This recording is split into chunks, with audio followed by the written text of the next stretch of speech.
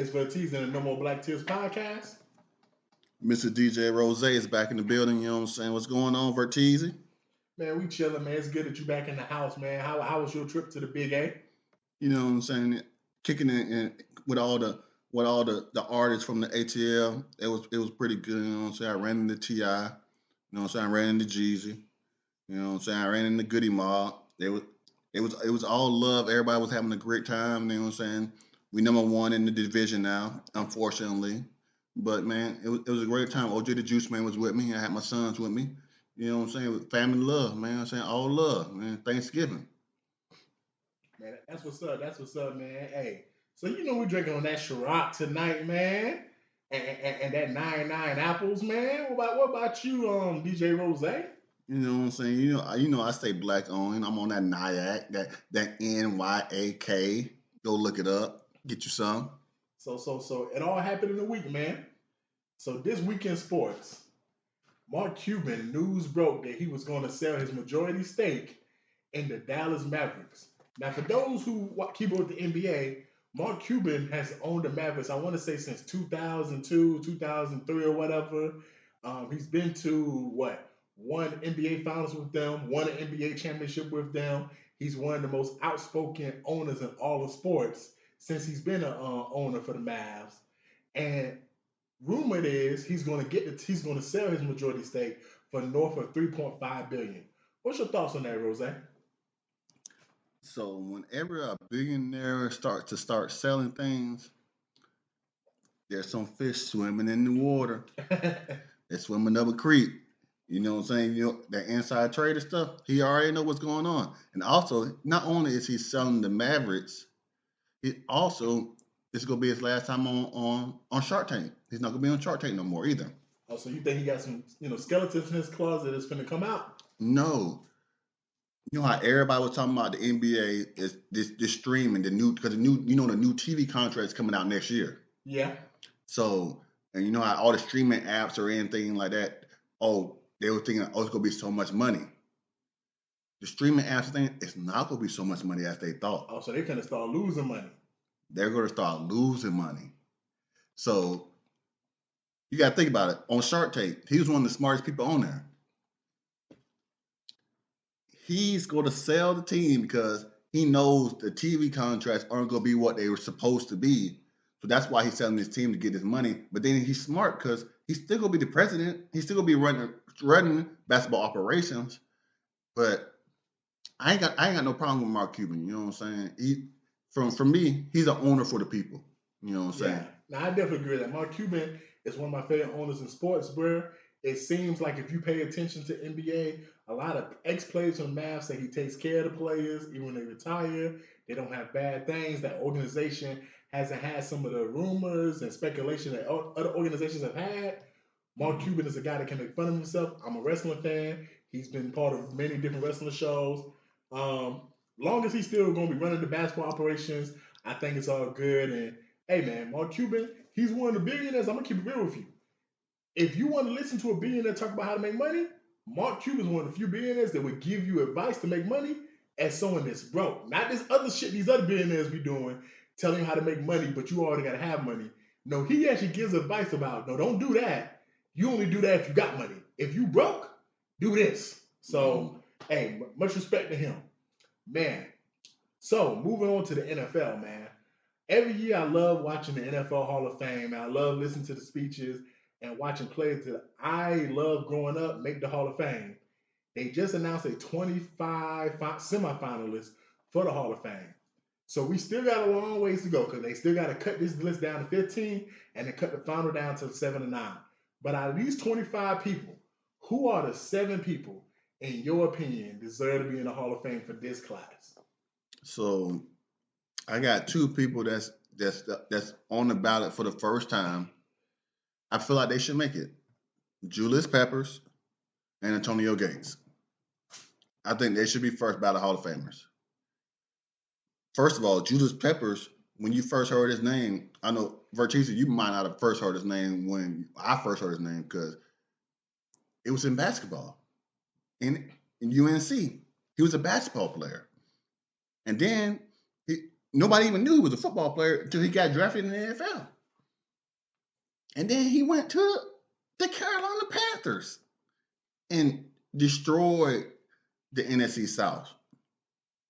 But another person on the other side of the coast, Antonio Gates. I think he should be a first ballot Hall of Famer too. Another basketball player turned tight end. Change the game for tight ends. Changed the game. Because after he came in, they was always looking for tight ends that played basketball. You know what I'm saying? Jimmy. He was one of those guys that came from the Antonio Gates stop. And then I got I'm gonna go to standouts to longevity. London Fletcher. I think that's a good one, bro. That's a good fucking one because people forget about how long he played and how long he was good. Yeah. So you remember you was just talking to me about fantasy, how people are just consistent. London Fletcher was consistent for mark him down for 100 tackles each season for 10 plus years. Yeah, that's hard. At the middle linebacker position, that is tough. So I got London Fletcher. I also got James Harrison. I had to put James Harrison in there. Reason for James Harrison, because I have seen him do things that I have never seen another human being do. And that ain't even on the football field.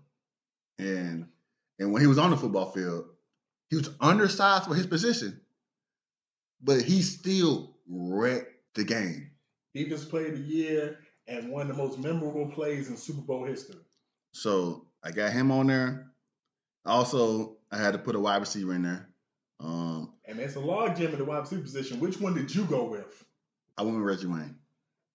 I love Reggie Wayne. I went with Reggie Wayne.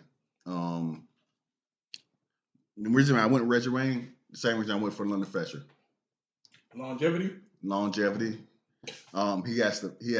He played the most games in Colts history, and the longest the Colts been in the league, from Baltimore to Indianapolis, I had to show love to him. I was looking at Steve Smith, but yeah, it's tough, man. They pretty much got the same numbers, but you got one receiver that got a Super Bowl, man. Yeah, they pretty much and their numbers are so close, but it's like, but Reggie Wayne, when he was so consistent, he never missed really games. I think he might have played like 211 games or something like that. It's like that's a large number of games in the NFL. And he started like maybe 197 of those games. And shout out to Reggie Wayne. He's coaching in the NFL right now. Like, this is amazing. And then also got another wide receiver. So you went two. Let me see what the second one was. You know what I'm saying? I went Senior Citizen, Art Powell. You know what I'm saying? And that's much respect. And that's where I got, man. I've been fiending to hear your list all day long. So I went Art Powell for Senior Citizen too, man. Out of the three, he's black, so that was easy, right? That was easy, man. So I went Julius Peppers like you did too, because I saw him, and what people don't understand is Julius Peppers was one of the few defensive ends that could sack Michael Vick. And when we talk about who changed the game, look at defensive ends before Julius Peppers and look after. Every defensive end you see now is what? Athletic, long arms. They look like him. And guess what? That's because when Michael Vick came in the league, you had to get defensive ends that could get to Michael Vick. I had Antonio Gates too, man. He changed the game at tight end position. Like, he made the tight end a sexy position, a position fantasy-wise, the same way Kelsey's doing now. If you drafted Antonio Gates, you knew you had the best tight end in fantasy. Now we see all these tight ends basically like Antonio Gates. You can line them on the outside when you get in the red zone and be like, hey, we're just going to throw you a fade or we're going to run a slant or whatever. And then Antonio Gates got, I think, the second most touchdowns for a tight end in history. Like, he was a touchdown machine. Now, here's when it gets tricky. Hey, Vertizi, I only said 6 players. Oh, my bad? Who was your 7th player? My bad. My bad, people. I I apologize for cutting you off. I left off one of my players, man. Oh, who was it? My bad, man. Sometimes I'm slow. You know what I'm saying? I'm slow sometimes. You know what I'm saying? You might call me special teams because okay. Because I forgot about Devin Hester. That's another person I had on there too. And man, when you talk about change the game, I hate to say this because he's not on my list, but out of all the people that's on this 25 list, you can't say nobody's changed the game more than him. Look at the kickoff rules. He definitely changed the game. So then I continue on defense, and bro, I got 3 defensive ends totals on my list. And I got Dwight Freeney. I thought about him. Man, like that spin move. He was probably the best defensive player for the Colts during that era with Peyton Manning, over 100 sacks, and like you said, he popularized that spin move. Like I was in high school when Dwight Freeney was playing, and when I tell you there was a lot of defensive ends that was trying to replicate that spin move. They couldn't though. Hey, I bet they couldn't. Many tried to replicate. Not too many can duplicate. Okay, I was about to say I know they couldn't do it. I was about to say I know they tried, but I know they couldn't do it. On their ass. I know they couldn't do it. Another defensive end, man, Jared Allen, man. Another guy with over 100 sacks, was in Minnesota. He had sacks on Brett Favre and Aaron Rodgers. Not too many people can say that. Like, just another great player, very consistent for a long period of time. Then I go to my receivers. I went with 3 because we got a log jam of receivers, and I'm just tired of some of these receivers being there. The first receiver, Torrey Holt.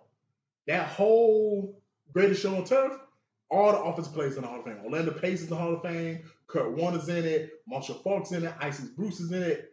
It's time that Torrey Holt gets in the Hall of Fame because that whole offense is in the Hall of Fame. He was a big part of that offense. He scored a touchdown in the fucking Super Bowl that they won. Yeah, he was a big part of it. You know, and he has over 1,000 catches, over 10,000 receiving yards. I think he has between 80 and 100 touchdowns. You know, he has the numbers. So his numbers are better than Reggie Wayne. Yeah, and also I feel like it's time to get him off there because as the game changes, we have to understand some of these receivers like him who played in the 90s and early 2000s. Before all this 5 yards, you can't touch me. Exactly. Their numbers are not going to look as good as some of these other receivers playing right now. Another receiver, you can say he was kind of like Debo of his time, Hines Ward. See, I thought about Hines Ward because I felt like they named the field after him, even though they didn't. No, you didn't. I know they didn't, but I feel like they named the field after him. When you look at after they won that Super Bowl, because that field was not named Hines Ward until they won that Super Bowl. When you look at his numbers is there with the receivers. You got to also think about he was a Super Bowl MVP. You know, he was a foundational piece of that Pittsburgh Steelers team in the 2000s. When you think about the defense, you think of Troy and them boys. When you think about the offense, you think about Hines Ward. Even before Big Ben became Big Ben, when Big Ben was just a rookie, Hines Ward was making big plays. I got to stop you before that. When you're thinking about the Steelers offense in the 90s, you're thinking about the bus. No. My bad. The bus comes first. You think about the bus, then you think about Hines Ward. Because Hines Ward before Ben's man. The bus comes first. And then it's catch up, and then Ben. But Hines Ward, I feel like he deserves to be there because if we're just talking about what you meant to a team, how you played the game, like if I just watch Hines Ward play, he's the only player on this list I would tell you, just watch him play. I don't care. He's a Hall of Fame. I don't need to hear his numbers. When I saw him, he was a Hall of Famer to me. And then the last player, I don't think he's going to get in. I want him to get in so bad because I feel like out of all the players I named, he probably deserves it the most because I can only imagine what he would have did if he would have had a great quarterback. Andre Johnson, man. I hate it for him because he reminds me of Marvin Harrison. He was a receiver that was good for a long time. He didn't showboat. He didn't talk to like that. You probably don't know what Andre Johnson's voice sound like. But you talking about big, strong receivers. Like he basically was in that wave of T.O. in terms of receivers that was just big, strong, could run block, catch the ball down the field, corners, and just catch a slant route and take a hit. He played in an era when they were still tackling. His numbers are amazing. And he did that with quarterbacks like Matt Schaub, bro. People forget he did not have no All-Pro quarterback. He was not playing with Big Ben and Carson Palmer and Peyton Manning and Tom Brady at the time. See, I don't have a problem with him because I thought about putting them in there, but the only reason I didn't is because I just felt like Reggie Wayne was just more consistent than him. But Andre Johnson deserves to be in there. He's going to be there. He's going to be there because he's like Calvin Johnson. He's going to be there. I'm gonna tell you, this is the only reason why I didn't pick Reggie Wayne. And I'm a Colts fan. Like, well, I ain't gonna say Colts fan. I was a Peyton Manning fan and a Marvin Harrison fan, so I love Reggie Wayne. The only reason why I picked my 3 receivers over Reggie Wayne is the only reason. They had to be the number 1 receivers in their offense for a much longer time than Reggie Wayne. Rain was number 2 for some years. You know? And that's not his fault. He was number 2 for some years. That's like T.O. He was the number 2 receiver to Jerry Rice for a couple years. Mm-hmm. So if you play with a Hall of Fame receiver, it's going to happen. Mm-hmm. But when you have to be the number 1 guy, especially Andre Johnson for that Texas team, and people forget when that Texas team was resurrected. Because that's a new team too. Because remember we just talked about Fred Taylor. We just talked about Fred Taylor. So you got to think about the Andre AFC Johnson. South. Hey, if you want to tell me a Texan that deserves to be in the Hall of Fame, shout out to MGH. You know, he's in Houston. If you're gonna talk about Texans deserving the Hall of Fame, I feel like Andre Johnson deserves to be in there, man. But I got one more thing because I know you got somebody on the top of your head that you didn't put on your list that you wish you could have. Who just by eye test? Who you got? Devin Hester. He's the nigga he's the person that I was the most frustrated he was on my list because we did an episode last year. Go check out the episodes last year, y'all. And we said that he deserves to be in the Hall of Fame. Devin Hester, he put fear in your heart. You were scared when your team kicked a field goal or a touchdown or made it score a touchdown and they had to kick to him. You were scared when the Chicago Bears stopped your team and you had to punt because Devin Hester was the one motherfucker you knew. He could change a game in the blink of an eye. A game could go from being 3-0 to 3-6 in 1 second. He was that type of player on the special teams as a returner, as well as, come on, man, Tony Dungy, one of the greatest coaches ever. He said all week long, I told my team we was going to kick to him. But then I said, fuck it. We're going to kick to him because I'm going to show we're not afraid. We kicked to him the very first play of the Super Bowl, and it's a touchdown. Yeah. So who's the one play for you though, Roseanne? Just from eye test, just from watching things, and I hate to say this because the team that he played for, Vince Wilfork. That's such a good one because his numbers do not tell you what he did. His numbers do not tell you, but Vince Wilfork, when you say a run stopper and can still rush the passer in a huge mountain of a person. Man, for those who don't watch football like that, or didn't watch football during that time, go look at the tape. There was plays where 3 people was blocking this man. Man, I remember I hated the Patriots, but only reason why I used to watch him because he played for Miami. He went to school. He played for the Miami Hurricanes. So I used to watch him in college, and then when he went to the NFL, that guy was one of the most talented fat persons I ever seen play football with my eyes. Him, Tony Saraguzi. Man, I seen Vince Wilfork get an interception one time. He just did things that I was like, how is this fat dude doing all these things? Like, that's one guy that if I ever seen him in person and ran up, I would be scared of. Yeah, that was a mountain of a man. Hey, man. But shout out to all the people who made it semifinals to Hall of Fame. Hey, congrats to whoever do make it as the finalists for the Hall of Fame.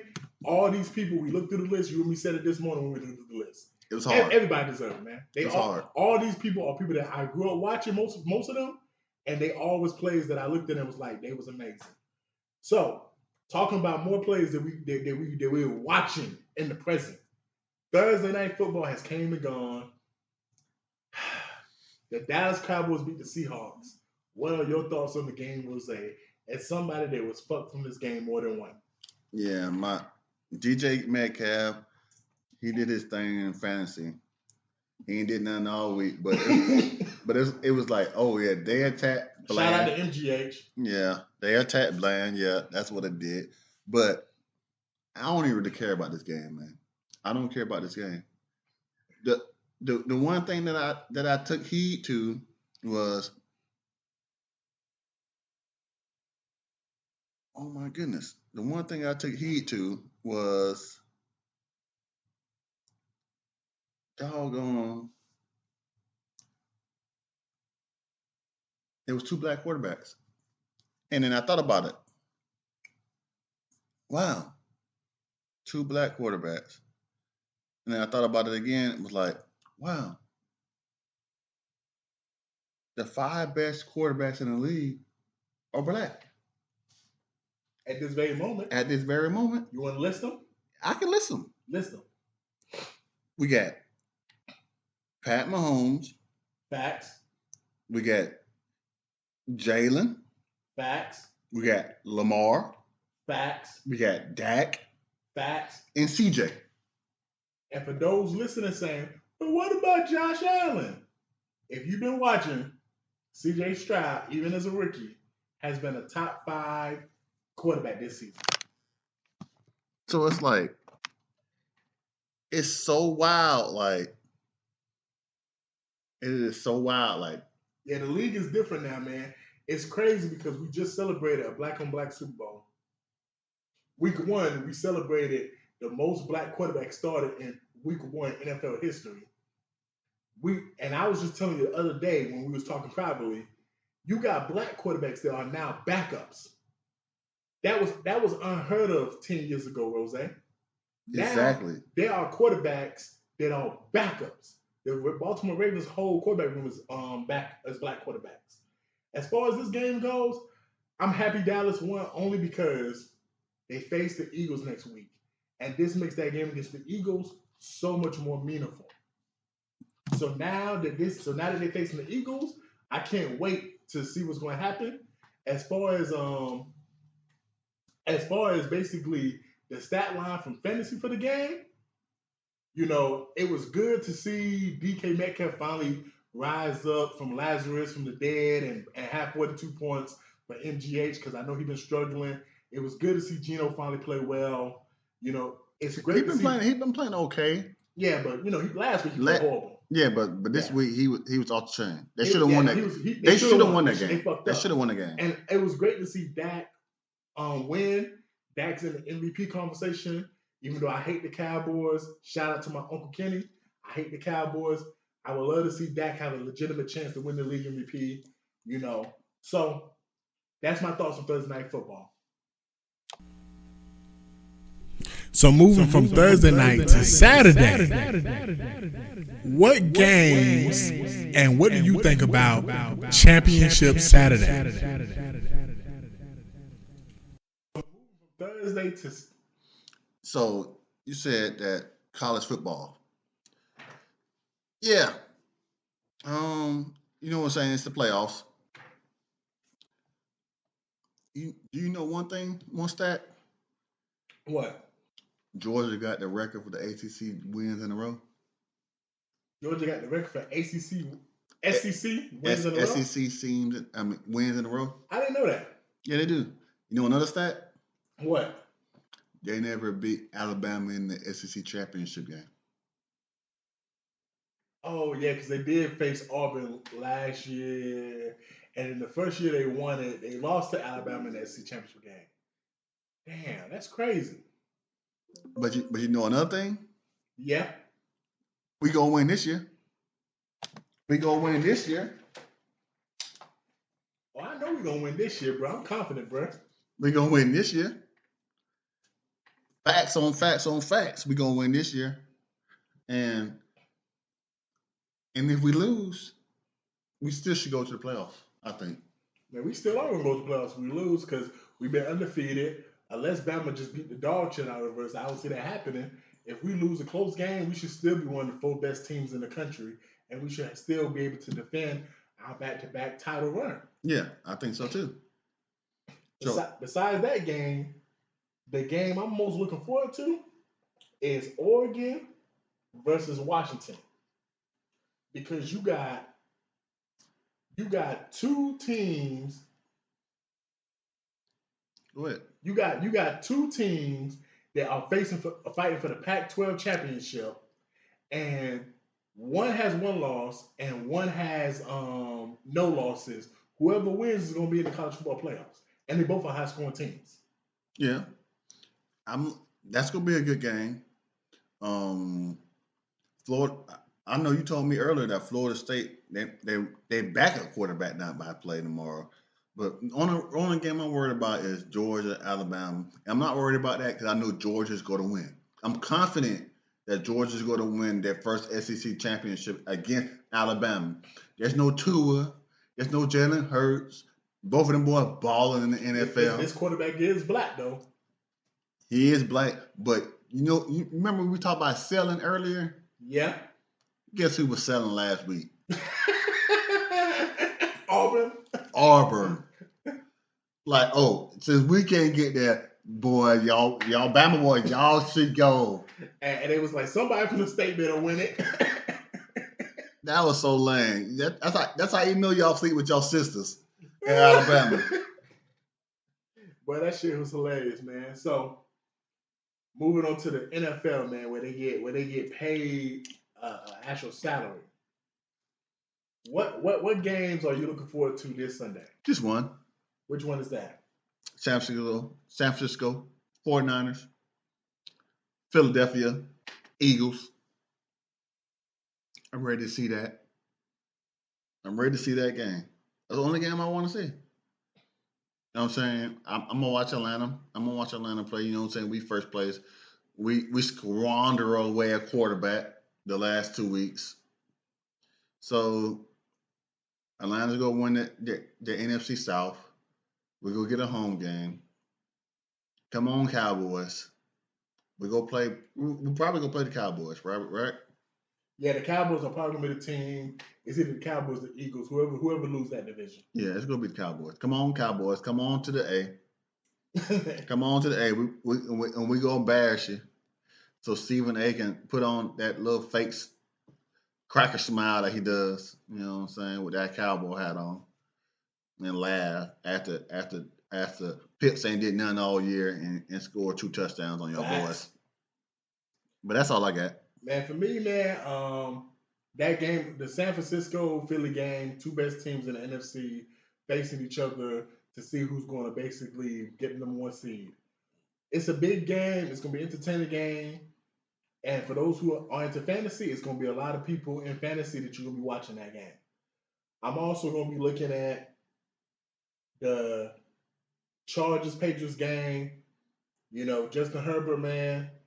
And can you beat the Patriots, man, and get back on track and win? And in New England, are y'all going to lose and get one step closer to getting Caleb Williams? Like, what's going to happen there? And then lastly, the Broncos-Texans, they both basically are fighting for that last playoff spot in the AFC. CJ Stroud has a legitimate chance to make the playoffs as a rookie. Hell, there's even a conversation for him being league MVP.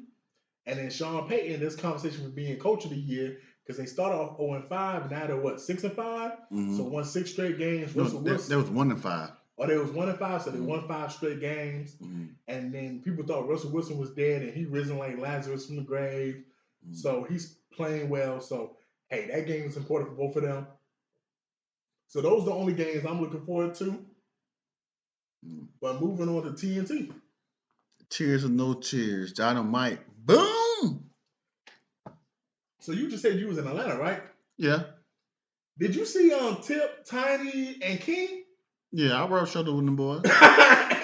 Did you see Tip yank that boy up? I missed that part. See, I was down there, you know what I'm saying, in the VIP for a little while. I seen a couple of my people, like I said earlier, but then I had to go upstairs and sit with my boys, you know what I'm saying, my sons.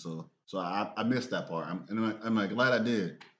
So for those who don't know, you know, King, T.I.'s son, has been saying for a while that he grew up with his grandma. He lived with his grandma. Yeah, he grew up in the hood. And T.I. been like, nah, nigga, you grew up privileged and all this different stuff. And recently, this past week, King was getting into it with Tiny. And he said, "Why y'all trying to play me like that?" He's snapping and yelling and losing his light skinned mind. What did he say? He said, "Nah, why you letting him try me? I stand on business. Y'all know I stand on business. I stand on business." And then King said, and then T.I. said, "You embarrassing us." And T.I. snatched him up and got him in a headlock. Rose, tears or no tears for this whole situation? Nah, you go ahead and go with that. You all right? Go ahead. Man, go ahead. I ain't got no tears, man, because first of all, as the father, T.I. supposed to do that. When the child gets too disrespectful to the mother, the father is supposed to de-escalate the situation however he needs to. But two, I ain't got no tears because I don't care that King was snapping, because the question I have to ask is, it's factual. Like, it's been acknowledged he did grow up with his grandma. So I have I have to ask the question: what was going on in the household for this young man to then grow up with his grandma? Like, how bad was shit in the house? Okay, now that's where I jump in, because I could tell you how bad it was. It wasn't bad at all. It was so good because his parents was working so much that's the reason why he had to grow up with his grandparent, because they said, "Oh yeah, the reason why you went to your grandma's house because you wanted to suck a pacifier till you were 12 years old. You couldn't do that at our house. Why they couldn't do that at your house? You should have checked them at that point." But the reason why he grew up with a lot of his grandparents, but lots of times it was his Tiny's mama and T.I. auntie that raised him.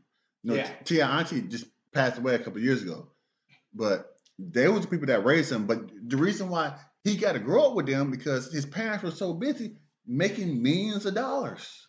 I mean, I said on the last episode, man, don't let money raise your kids. You can't let money raise your kids. You can't let TV raise your kids either. That too. And as far as people are concerned, they have other kids who've been in and out of jail and have had other issues. So it's not like King's the only one with issues. He's the only one we see on social media with issues. No, he's not the only one we see with social media with issues. He's the only one that's laming out. I mean, yeah, but he's the only one who's putting his issues on social media. Yeah, laming out. But everybody, because every human has issues. Nah, they do, but I'm saying like the other kids have real issues, like in and out of jail. I think one of the kids had a drug problem at one point in time. Yeah. So my whole thing is, hey, it's factual that he did grow up with the grandma. So what was going on for him to go to grandma? Like, we already heard the rumors about T.I. and Tiny, all the stuff they had going on. What was they doing for that to be a better situation for him to grow up in? It wasn't that what they were doing. It just wasn't in Atlanta. They was traveling the country, making money for the reason why he can do and talk and act like he want to talk like. Because so let me ask a quick question.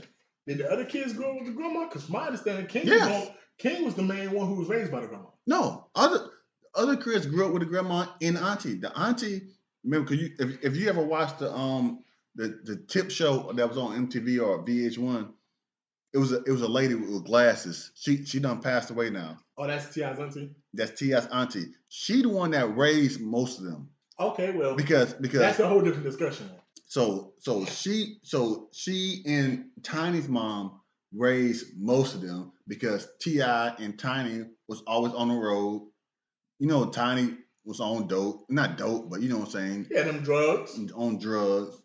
And Tip was doing his thing, prison, in and out of prison, and on the road. But at the same time, they were sending money back, and it was making sure they had so much money. It's not like, oh, you grew up in you never grew up in you can say, oh, my grandma stayed in the hood, but you never struggled. Yeah, no, I disagree with that. But I don't think he ever struggled. I was curious though, when you are a parent and you have and a kid is raised by the grandparents, something got to go in the household. But if what you're saying is correct, if all the kids was raised by the grandma and the auntie because both of them was on the road because they both were entertainers, that kind of dilutes the conversation. Because King made it seem like he was the main one growing up with the grandma, and that he just chose not to be in the household no more. Except for the youngest one. And if that happens, the youngest too. And if that happens, if a kid chooses not to be in their parents' household and chooses to be in their grandparents' household, I do feel like, yeah, you got to kind of raise your eyebrow and be like, why is this child choosing to be in the grandparents' household over their parents' household? Because you know why? Because just think about it.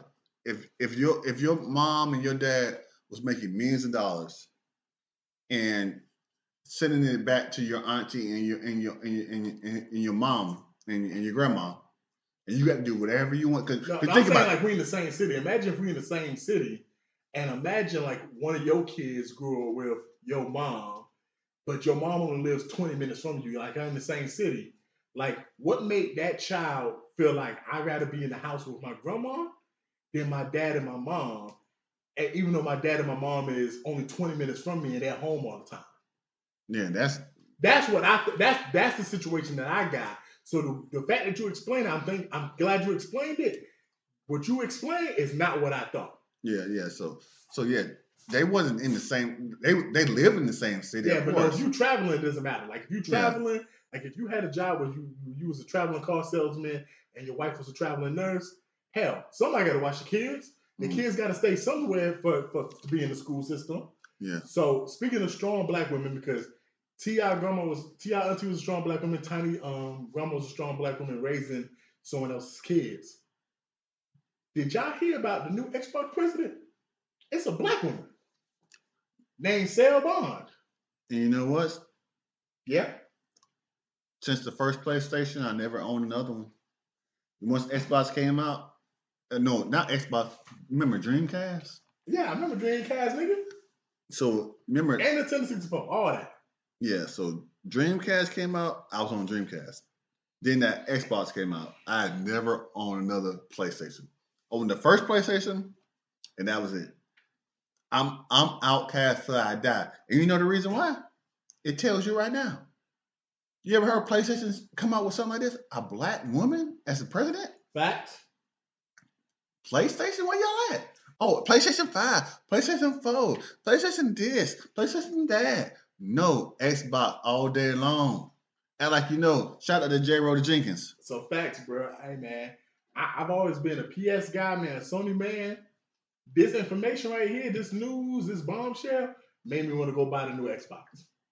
Because I want to support this black woman for being the president of Xbox, a big, huge video game distributor. So shout out to her. Congrats to her success. Hell, she even looks like she's young. She doesn't even look like she's like 60. She looks like she's between 30 and maybe 45. Yeah, man. She's probably older than that. You know, black don't crack. True. But you know another thing? I ain't since maybe the 90s, I ain't never had a PlayStation in my house. And right now I got 4 Xboxes in mine now. Hey man. In each room. Hey, shout out to the Xbox system. Shout out to my homeboy MGH, man. He was the only nigga in my friend group that had an Xbox, man. You know why? And we used to make fun of that nigga for having an Xbox. But and you know why? He got the last life. And you know why? You know why now? Because Xbox fuck with niggas? No, because I put him on. Oh, you put him on? He's a smart guy. And he has a chemistry degree. Shout out to him. MJH, hey man, next time I talk to you, let me know if he put you on Xbox. Yeah, I put him on. I gave him his first pair of Jordans too. God damn, nigga. What else you do? Change this nigga diaper? I did that too. hey man, moving on to a woman who got her own money to a woman that's a gold digger. So there was rumors of this. What was that? Is it a woman? Yeah, I mean, she's a 15-year-old girl. Okay. Teenager. Okay, go ahead, keep going. So this 15-year-old teenager was in a relationship with a man. I don't have the age of the man, but I know he was older than 25. So this man was in a relationship, a consensual relationship with a 15-year-old. He was like a sugar daddy. This is not in America, just to let y'all know. Yeah, this is not in America, by the way. He was in a consensual relationship with her, as well as he was buying her stuff. So at one point in time, I don't know if he had bought her like 10 things, he had told her, hey, I'm not buying you that. She got mad and stabbed this motherfucker in the head with a screwdriver or a knife. I can't remember which one. Did he die? I believe he did. So, hey, I don't remember if he died or not. Rose saying he died. And the main thing people was focused on is the fact that she's 15. Rose, man, tears or no tears? Man, I ain't got no tears. Man, the main thing that was focused on that people call her a gold digger. And the only reason why people was focused on that because she was white. But last time I checked, it's plenty of light skin, dark skin, African, American, black folk getting charged as adults every day in this country. Every day, B. You Every- tough, right? You tough, right? Every day in this country. So she could be 15 and kill somebody because she in a whole nother country and she white. But in America, with 3 Ks, you tried as an adult. I got a question. That pussy still grip, right? I ain't going there. I ain't going there. You tripping. I almost threw up on myself on that one. Throw up. Yeah, man. I ain't got nothing to say on that one, man. No tears. Hey, man. I ain't got no tears, man, for the whole situation. You play with fire, you got burned, my nigga. You was fucking with a bitch who just wanted money. You was fucking with a bitch who might have been underage for you. And she decided to, retaliate and get mad. When you fuck with women who only with you for your money, understand they not rational creatures. And on the flip side, for those who saying, well, what about this girl who's being victimized? No. She wasn't being victimized. She's 15 years old. She's old enough to understand the way I look can get me money. I was fucking with this dude that's older who got money because the niggas who's 15 and 16 and 17 years old my age, they broke. So as soon as she didn't get what she wanted, she retaliated on this nigga. So as far as I'm concerned, it was whatever you want to call that situation. It was mutual. It was consensual or whatever.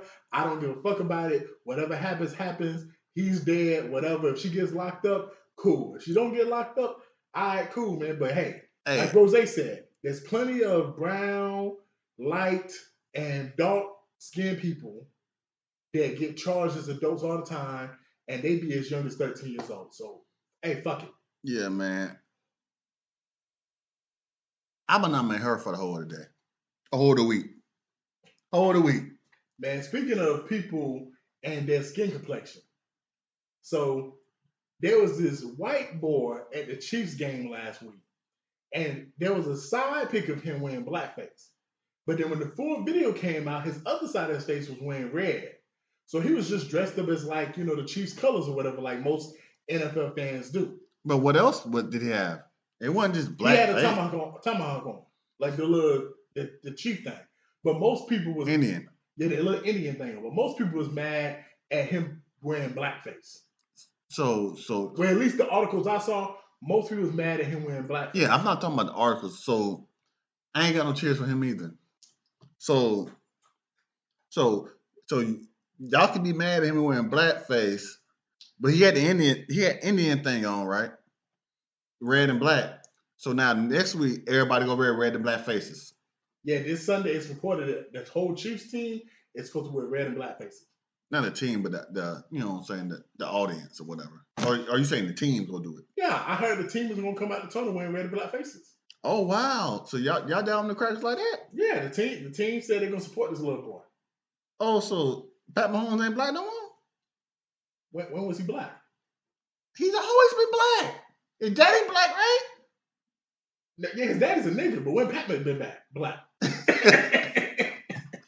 Man, y'all tripping, man.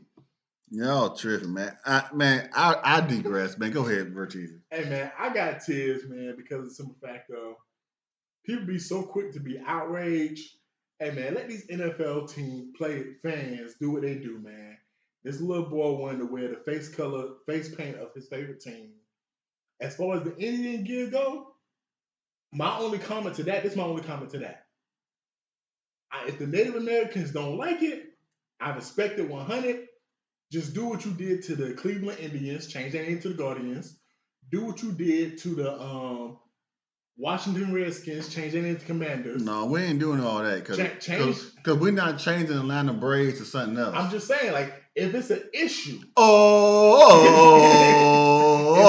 it's an issue, change the team name so we don't wear it. Because if the mascot is a Chief, guess what? If I'm a fan, I'm going to dress up as the mascot.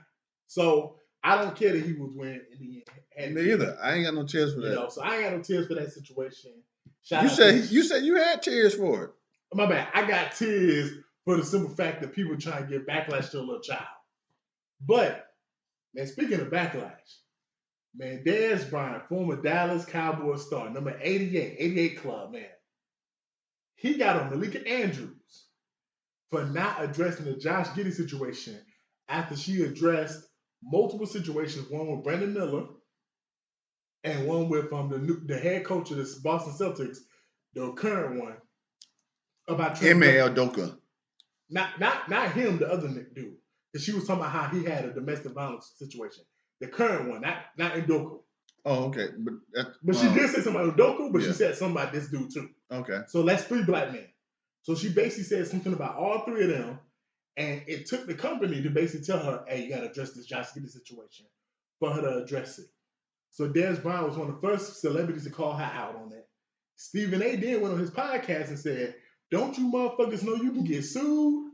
That's why I haven't addressed it. That's why she didn't address it. And he basically was defending her. I'm going to start this off. Man, I got tears, man. Because Stephen A., you a hoe. Hate of the week? Nah, but we got 2 hoes of the week. You might have 3 of those. Stephen A. Smith and Malika Andrews. Y'all both hoe of the week. Stephen A., you hoe of the week because you defending this black woman that's tearing down black men. Malika Andrews, you hoe of the week, not only because you fuck with white men, and shout out to those who are cool with relationships. It is what it is. But C's know where I'm going with this. If you're going to fuck with someone from a different race, you then need to shut the fuck up about your own race in terms of relationships and other stuff. So not only do you fuck with white men, you then want to tear down black men. You got on Ndoko about his situation when a lot of people was trying to really just not really talk about it because that was a private matter. That was a personal matter. Mm-hmm. You then said something about the current Boston Celtics head coach, even though his situation happened when he was basically, I think, a grad student or like still in college or whatever, like being like a college assistant coach or whatever. And that was like 5 to 10 years ago. You got on him and nobody else was talking about that shit. No other sports show talked about that, but you brought that up. And lastly, they had already addressed the Brandon Miller situation before the NCAA tournament. During the NCAA tournament, he went to South Carolina. They basically, I forgot what they chanted, but they chanted some fucked up shit to him. Yeah, they booed him and all that kind of stuff. He dealt with all that. So now on the day that he gets drafted. Lock him up. Yeah, that's what it was. Now on the day that he gets drafted, a day where he pulls himself out of poverty, his mom out of poverty, his family out of poverty, a day that he's supposed to remember for the rest of his life, instead of just talking about what he did at Alabama as a collegiate player, because y'all talked about it on y'all show. I saw it, Rose. I saw them talk about Brandon Miller when it first happened before he got drafted. Why rehash the shit months later when he get drafted, when this man is 20, 21 years old, and try to basically downplay his character when the police department has already decided he had nothing to do with the situation? As far as I'm concerned, Malika Andrews, you a hoe. Because you always tearing down black men. But then the minute this Josh Giddey situation happened, they literally have to put a teleprompter with Josh Giddey's name up and what's going on for you to address it. But y'all have been covering Thunder's games. You know how I know they've been covering Thunder's games, Rose? Because the Thunder's been good this season. They've been good. No, you know how they've been covering games? Because of that boy. Chet. Exactly. So y'all been covering Thunder's games this season, but not one time did you want to slide in where, I just want to say Josh Giddey is, allegedly messing with a 15-year-old. You didn't want to address that shit. And then when you did address it, everybody screenshotted your look on your face. You looked like you was just drained, bitch. You just looked demoralized. So as far as I'm concerned, fuck you, fuck Stephen A., and fuck your company that's okay with down and black men that y'all make money off of. That's my thoughts. Yeah, and F your company and Disney, because remember when Eddie Murphy was in y'all was shooting at him and everything. You know what I'm saying? You remember that when they were shooting at Eddie Murphy and all that stuff? Oh, my bad. That was a movie. That was a movie. That was Beverly Hills 3. Y'all go watch that, y'all young boys, if y'all ain't seen it. But yeah, shout out to Eddie Murphy. Hey, man. One question. What's up? What's wrong with Malika Andrews? I mean, what's wrong with these hoes? That's a question we asked for a long time. So, Rose, you sent me a thing on Twitter early this week about a woman who burned a motherfucker's car. They was in a relationship. The relationship went south for whatever reason, whatever the nigga did. Whatever he did, the relationship went sour, and she lit that nigga car on fire. What is wrong with these hoes damaging people's property just because the relationship goes wrong? Man, I don't know, man, but I felt his pain because that was a donk with candy paint, 26s, and she set it on fire. And he was trying to be strong while recording, like, look what she did, look what she did. But it hit him like, look what she did, she set my car on fire. Hey, man, y'all boys got to start doing better, man. Start treating these women like they need to be treated, man. It was your fault that she set your car on fire. I ain't even gonna do that. She shouldn't have did that, man. But I can't really say too much about it, man. Doggone, man. It was so. I don't have the words to spit how I really feel about when I seen that car on fire and to hear his voice go from a man to a little kid. Bitch. I don't have the words to say anything. Vertiz, I know you got some words to say. So I just remember watching this movie called Breaking All the Rules. Oh, no, it was Two Can Play That Game. With Morris Chestnut, Anthony Anderson, and Gabrielle Union. No, was it Gabrielle Union? It was one of them hoes. But anyway, go check it out. It's from the early 2000s. It was a black movie. But the one that's more than that is what you know what I'm talking about when she set her clothes on fire. You know what I'm talking about? Talking about Stella Got a Groove Back? Not Stella Got a Groove. Was it Stella Got a Groove Back? He said, was that it? Talking about the bitch set the clothes on fire? In the car? In the car? Yeah. Oh shit, nigga. That was what's love got not love got to do, but a thin line between love and hate. That happened in that. But yeah, so in the movie I'm talking about though, Morris Chestnut and Anthony Anderson had this one model that they talked about. It's a transference of energy. When you decide to break up with a bitch or just tell a bitch you've been cheating on some shit, go to her place. Go to her house and let it all hang out. That way when she throw the lamp, she bust the window, she ripped the couch. Guess what, Rose? It's her stuff. Shit. It's her stuff. Do not break up a bitch at your place. So as far as I'm concerned, man, hey, I don't understand why these women feel so comfortable fucking people's shit up. Like, bitch, you know you can go to jail. And the crazy part is, we got hoes like Jasmine Sullivan that make songs like, I bust the windows out your car. We got rest in peace, rest her soul, Lisa Left Eye. She in a whole relationship with Andre Rison, talking about Falcons. That was a pretty good Falcon back in the day. And she gets cheated on. And she burns the nigga house to the ground. And people forget this, Rose. She did a song with Donnell Jones, the great Donnell Jones. And a line in the song, she says, hey, don't play with me because I believe in burning up spots. As a little kid, I didn't know what that meant. When I became an adult, I was like, bitch, did you just reference how you burn down your nigga shit? And people don't know this. You know what Andre Rison did when she burned the shit nigga house down? Burned her out of jail. He burned that bitch out of jail. Brother, you know that bitch would have had to sit. That bitch would have had to sit fucking with me, nigga. Like, hell nah, man. You not gonna burn down my mansion and then I'm gonna bond you out of jail and bitch, you broker than me? And guess who that neighbor was? Who? Shannon Sharp. It was way until they sell the movie I was talking about. But this neighbor was Arthur Blank. Nigga, stop. I ain't lying. Stop. That's no name. It was Arthur Blank. Man, Arthur Blank probably like, what these niggas got going on? She burned his house down. His next door name was Arthur Blank. Hey, Rose. In your younger days, did you ever have a female damage your property because of anything that happened between you and her. You don't have to give her Yes. name, but just give me a quick scenario. Man, I can give you a quick scenario. I can tell you her name. Okay, One of my favorite women in the world. I'm listening. My daughter got mad at me. I had my clothes in her closet. You say what? My daughter got mad at me because I had my clothes in my daughter's closet, right? Okay. I told her, no, you can't do this, or no, you can't do that. This is when she's like maybe not in middle school, elementary school. What the fuck? Elementary school. So I go to work the next day, and it's like, and my coworker's like,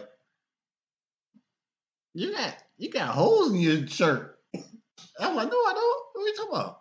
I'm fresh. And then no, I look at my shirt. I got holes in my shirt. I'm like, hold on, what happened? And then I go home like, what? And I look at the rest of the clothes in my daughter's closet. She got mad at me and went and cut my clothes up. No, she didn't. That's crazy. So I told her she couldn't do so. And this is elementary school.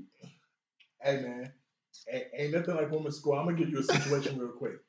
So when I was messing with a woman back in the day, in my much younger days, when I was in the streets doing whatever. So I had different women or whatever. Well, this particular woman found out that I had another woman on the side or whatever. And she found out she was a side woman herself. So I had my phone in her apartment on the kitchen counter. She had hardwood floor, like tile floor, no carpet. So when I went to reach my phone, she grabbed my phone and said, I'm tired of you and this phone. This is the problem. This is what's causing so much damage between us. She took my phone and threw it with all her might on the ground. Broke that shit. Late at night. I'm talking about glass on the ground and shit. I can't even swipe on my phone. That shit don't work. I'm pissed the fuck off. And then she's gonna immediately tell me, I'm so sorry. Da. I'm like, bitch, I don't hear that shit. I took my phone and I went home and I had to get it fixed the next day. So, fellas, be careful when you fucking with these hoes. These hoes, when they get mad, they are not rational creatures. They will do shit out of spite. And let me tell you something. Even if it means they're going to fuck their own shit up, they would just let their emotions out and fuck some shit up. So they don't give a fuck about your shit. I got a million stories I can tell. But that's just the one I'm going to give y'all for the night. Speaking of niggas cheating though, man. Well, speaking of women doing shit out of emotion. One of the reasons why women may do shit out of emotion, Jose, is because sometimes niggas cheat. Well, I have a question. I've asked you a couple tonight, to be honest. One, why do you think people cheat? Not just men, people. Two, do you think men or women cheat more? And lastly, which is worse? Is it worse when a woman cheats or worse when a man cheats? Yeah, man. It depends on things.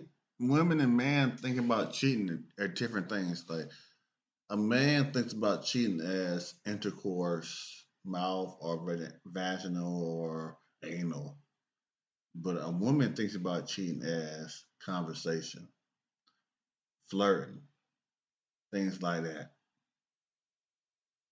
So a woman can say, "Oh, you cheated on me because you commented." Sometimes women think you cheat on them because you like the girl picture on Instagram, on Facebook, or something. I don't know, but a man is different. So it's totally different, man. So for me, I'm gonna be real, man. I'm gonna answer each question one by one. Why do people cheat? For many reasons. Sometimes sexually they're not satisfied. That's the most simple one. Sexually, whether I'm man or woman, you're not satisfying me, Rose. Two, attention. You're not giving me the attention I want. For women, that's what it is a lot of times. A lot of times, you're not telling your woman she's pretty every day. You're not saying that your perfume smells nice, that her outfit looks good. Women cheat on more of an emotional basis. Mm-hmm. So a lot of times it's just attention. For men, sometimes it's just recognition. Sometimes it's just the fact of, hey, there's another woman, she may not even be as attractive as you, but she sees me in a better light than you. It's not about Like she sees like me she as a doesn't better light, take. but she treats me better That's than what I'm you saying. do. She sees me in a better light. She treats me better than you do. And She doesn't. also, I'm listening. And also another thing is like, women get bored quickly. They do. You know, so a lot of times because this woman is showing me more attention, is treating me better. I'm more, like, okay, cool, whatever, and I end up cheating with her. And then lastly, sometimes and a lot of women don't want to hear this. Sometimes when it comes to men, you push us to cheat. I'm not gonna say no names, but I got homeboys who literally was in situations where they woman was not fucking them. Like they got with their woman. And when they got with their woman, they was fucking every fucking day, Rose. I'm talking about 3-4 times a day. They getting their dick sucked in the bathroom while we all playing Uno in the living room. They balls was drained. Yeah. And then out the blue, she found religion. That'll do it. She found Jesus Christ, Lord and Savior.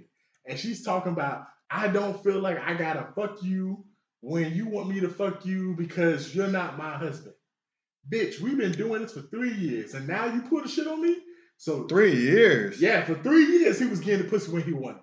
Now out of the blue, she talking about, hey, I ain't gotta give you the pussy. So he tried to be a good soldier. And he said, fuck it. He found out it was a whole nother, in the words of Aladdin, if you ever seen Aladdin, it's a whole new world out there of pussy and pussy adventures. And the nigga lost his mind. So to me, that's some of the reasons why people cheat. Who cheats more? Women. I'm going to keep it 100. Like, women have access to cheat more, but men take their opportunities more. No, because I'm listening. If you're going by, I'm going by just fucking sexual intimacy. So you're going by but man's rule. We're going by man's rule of cheating. But we're going by women's rule. We're going by a woman's rule of cheating. Then women cheat more. Because they answer DMs more. They post pics that they probably shouldn't post while they're in a relationship. Thirst traps. So they do those things. But in terms of just sexually, that's how I'm going to make it simple. Because we can talk all night about all the different ways of cheating. So I'm making it simple. Yeah. Men cheat more. Yeah, I can agree with that. Women cheat deeper. Because when a man fucks a bitch, I'm going to keep it real, Rose. And I'm not going to speak for you, but if you want to chime in, you can. You can't speak for me. That's what I'm saying. You can chime in if you feel like it. If I'm in a relationship and I decide after I get out of work to stop at the hotel, get some pussy from a bitch, and I got a wife or a girlfriend at the house, I would fuck that bitch for 5 to 15 minutes. Get my nut. Call my wife when I get leave and say, oh, my girlfriend, say, hey, what you want to eat tonight? She'll tell me what you want to eat. I'll pick it up, go home, kiss my wife on the lips, and I'm done with that bitch. Yeah, that bitch that I fucked, I'm not thinking about her no more. But women, when y'all cheat a lot of times, y'all cheat from an emotional standpoint most of the time. Like when you fuck a nigga, you wake up thinking about that nigga. You go to sleep texting that nigga. Like you got feelings for that nigga. A lot of y'all don't just give your pussy away to a nigga. Like it takes a nigga to earn the right to get in your pussy. Man, I can tell you, a dude can drop dick off, but a woman can't drop that pussy off. And that's my point. Yeah, but a hoe can drop that pussy off 1,000 times. Now if you whip a hoe and suck a dick. Yeah, if you whip a hoe. And then come back and kiss you in the mouth and put his tongue in your mouth with that cum still on it. Yeah, if you whip a hoe, shout out to Anna K. But if you whip a hoe, then you can just go ahead and do whatever you want to do, and the nigga ain't gonna think about it. But if you with a woman, I'm gonna keep it real with you. A woman is gonna have feelings attached to her pussy. All the time, Rose, you and me talk. And how often do women say, oh, I have so many guys who who holler at me, and I have so many guys that say I'm beautiful, and I have some guys I'm trying to talk to you. The question is, Rose, do they want to keep you though? No, they want to hit you though. Exactly. They want to fuck you. They want to get their dicks up by you. They want to flip you, hit it from the back. And when they get done, guess what? You use goods. So understand, men, we cheat, we fuck, we gone, we love you. Like the women we with, we love you, we want to be with you. But from time to time, like Jody said, from time to time, I fuck other bitches. I don't know why, I just do. But now I can also say this, that if you a pretty girl, then a dude's gonna continue to do whatever he got to do to keep you. But yeah, if you are out of his league. Yeah, if you're a pretty girl, they go do whatever they gotta do. Make sure you act if you out of his league. But thing about it is, like, you could think as far as looks, a lot of dudes are out of women's pretty girls' league. Let's say you a broke nigga and you a pretty bitch. See, that's the thing about it. See, a broke chick ain't gonna get into a pretty girl's. That's my point. But if you a nigga that got money, if you a nigga that got money, it don't matter how pretty a bitch is. It is. Unless you just simp. But most of the niggas are what? Simps. Okay then. Continue, Rose. Okay then. So if you're a pretty girl, you can play a dude to the left lots of times and give everything you want out of them, and they gonna give you everything they got in their pocket. But if you're dealing with a real down to earth man, he ain't going for that. Hell no. He ain't going for that. Hell no. Cause he go see what's going on. It don't matter if you're pretty or not. But still, I want the same thing you want. I'm on the same thing you want. You know what I'm saying? I can put you out there and I can get that and you can give me that. Cause that's what we doing. But everybody ain't on the same level I'm on. Facts, man. It's like I tell a lot of married men. The strip clubs are really made for married men, not single men. Because a lot of married men go to the strip club, spend their money, get their dick hard. No. And then go fuck their wives. No. There was invented for married men. I mean, yeah. They was invented for married men. But nowadays, the way it is now, so many holes in the strip club is different now. Yeah. But originally, yes, a strip club is for married men. Yeah. You're going to go there, you're going to get a lap dance, your dick going to get hard, you're going to go home to your wife, you're going to fuck it like you had a fantasy. As far as single niggas, you're going to go to the strip club, spend a lot of money, and you're going to be spending money trying to fuck a bitch that's never going to fuck you because she got a nigga at the house. So, to the last question. Is it the same when men and women cheat, Rose? Yes, it's the same. It's the same. It's just that most dudes are simps, and most dudes don't realize they're simps until their girls cheat on them. So hear me out. Just patronize me real quick. Yeah. No, I don't think it's the same because when you and me cheat, like I said earlier, us stopping by to cheat is us picking up basically some flowers or something, or taking a piss. Like if I go fuck a bitch tonight, I need you to speak for yourself.